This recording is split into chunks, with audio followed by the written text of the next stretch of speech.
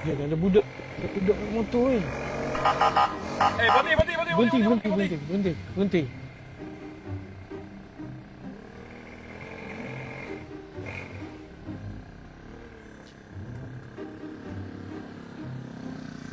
Kamu nak ke mana ni?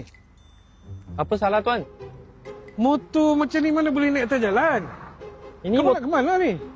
ini motor kecil. Tak payah Memang motor kecil, motor macam ni mana register?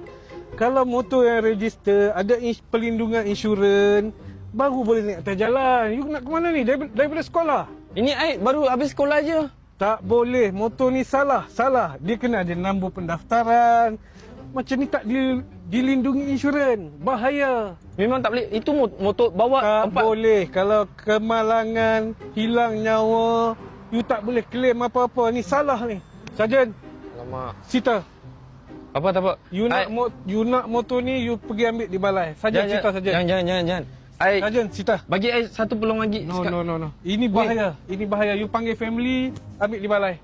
Ah, You telefon you punya family. ini bapak saya beli bagi I punya. I know. Suruh bapak you datang jumpa I di balai. Hai. Mana boleh macam ni, Sarjan? I kena ikut lah. You telefon you punya family, ambil kat sini. Motor ambil di balai. Janganlah tuan. Motor saya sudah sita, ambil di balai.